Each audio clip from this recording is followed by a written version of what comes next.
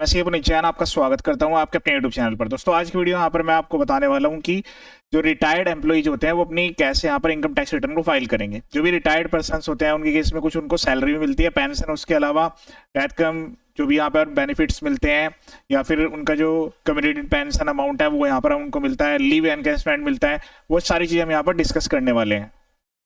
तो आपको जो है अलग अलग टाइप से पेमेंट मिलते हैं, जैसे salary pension, leave encashment, community pension, death cum maturity.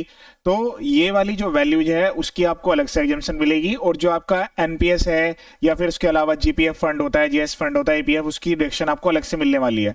ठीक है, तो मैं यहाँ पर आपको एक live income tax return file करने वाला हूँ। आपको जो डिटेल्स है वो यहाँ एक्चुअल बेसिस लेनी है। यहाँ पर जो डिटेल्स ली गई है वो एग्जाम्पल के लिए यहाँ पर पुटअप की गई है। चलिए, सबसे पहले इनकम टैक्स की ऑफिशियल वेबसाइट पर आपको लॉगिन करना है।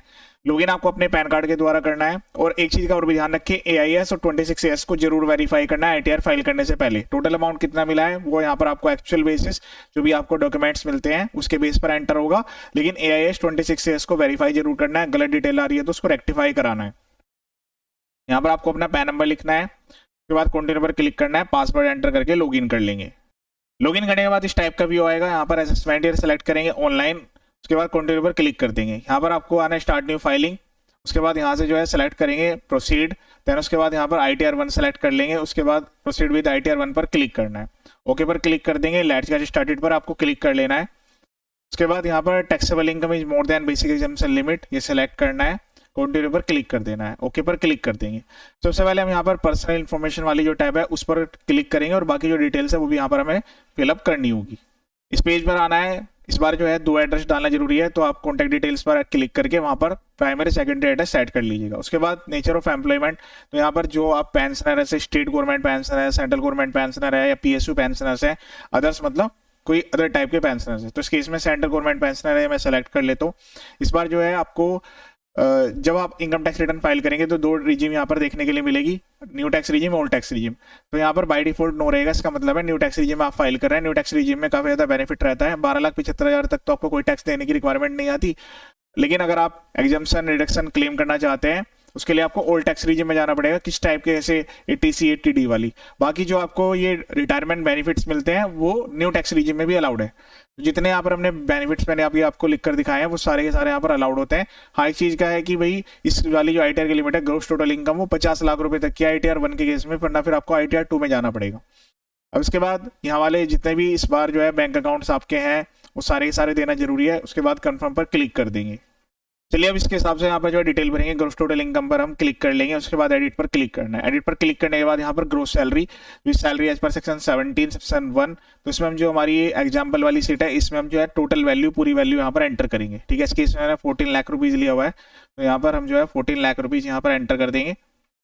अब इसके बाद आपको, ये मैं न्यू टैक्स रीजन में बता रहा हूँ, न्यू टैक्स रीजन में भी सारे के सारे बेनिफिट्स आपको दिए जाते हैं। अब यहाँ पर जो है आपको एग्जेम्प्ट अलाउंस पर क्लिक करना है। यहाँ पर जो है आपको अलग अलग पॉइंट्स पर अलग अलग अलाउंस देखने के लिए मिलेंगे। सबसे पहले हम यहाँ पर ऐड कर लेते हैं 10-10, जो कि डेथ कम रिटायरमेंट ग्रेच्युटी बेनिफिट होता है। इसके रिगार्डिंग लिमिट होती है कि मैक्सिमम जो लिमिट है वो 25 लाख रुपए है, 25 लाख रुपए ज्यादा आप इसमें क्लेम नहीं कर सकते। ठीक है, इस केस में जो डेथ का मैच्योरिटी है 4 लाख रुपीज है, वो हमने यहाँ पर एंटर कर ली। मतलब पहले ऊपर टोटल वैल्यू लेनी है, फिर उसके बाद यहाँ पर आपको लेस करनी होगी, फिर उसके बाद ऐड अनदर पर क्लिक करेंगे।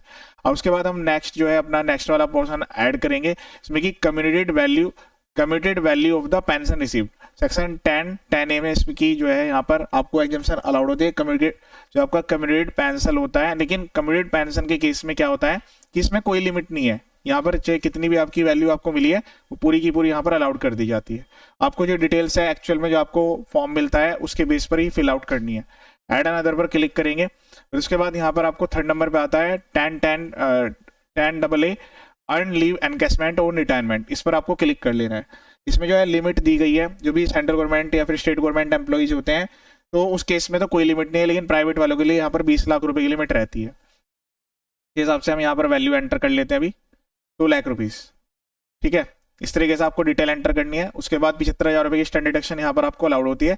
सेव पर क्लिक कर देंगे। इसके अलावा आपकी कोई अदर इनकम आ रही है, अदर सोर्स में कोई इंटरेस्ट इनकम आ रही है, डिविडेंड इनकम आ रही है, वो यहाँ पर आप दिखा सकते हैं। ठीक है, इसमें जो डिटेल्स ऑटोमेटिकली आती है, लेकिन कोई डिटेल अगर गलत आ रही है तो आप यहाँ पर एडिट पर क्लिक करके एडिट भी कर सकते हैं। चलिए, अब इसके बाद यहाँ पर जो है क्लिक करना है exempt income for the reporting purpose and income on which tax is not payable. उसके बाद यहाँ पर हम ऐड पर क्लिक करेंगे, ठीक है। तो अब यहाँ पर हम बाकी डिटेल्स एंटर करेंगे, जो कि हमारा एनपीएस है, उसकी रिगार्डिंग भी यहाँ पर जो है आपको सेलेक्ट करने का ऑप्शन दिया जाएगा। तो सबसे पहले हम जो है कैटेगरी सेलेक्ट करेंगे। देखिए यहाँ पर जो है मल्टीपल कैटेगरीज प्रोवाइड की गई है, तो इसमें से हमें पहले मेन कैटेगरी यहाँ पर सेलेक्ट करनी होगी। Sums received from policy contribution, LIC, NPF, PEF, Sukanya Samriddhi Yojana, ये वाले सेलेक्ट करने पड़ेंगे। फिर इसके अंदर में आपको यहाँ पर जो है एग्जाम्पशन देखने के लिए मिलेगी, ठीक है। तो इसमें जब आप इसको यहाँ पर स्क्रॉल डाउन करेंगे तो यहाँ पर आपको ऑप्शन देखने के लिए मिलेगा। सब कैटेगरी में यहाँ पर जो है सबसे पहले हम जो है प्रोविडेंट फंड को सेलेक्ट कर लेंगे। तो यहाँ पर लिखा हुआ आपको मिलेगा section 10(11) statutory provident fund received. यहाँ पर आपको क्लिक कर लेना है। क्लिक करने के बाद यहाँ पर जो वैल्यूज है उसको एंटर कर देना है, ठीक है। तो जैसे इस केस में फॉर एग्जांपल यहाँ पर जो है 50 लाख रुपए है, लेकिन इसमें भी क्या होता है, रेस्ट्रिक्शन होती है। जैसे मैंने आपको एक तो ITR वाली रजिस्ट्रेशन बताई है, हम यहाँ पर वैल्यू एंटर कर देंगे। तो यहाँ पर उसके बाद सेव पर क्लिक कर देंगे। एक एक करके हमें यहाँ पर डिटेल्स को ऐड करने की रिक्वायरमेंट आती है।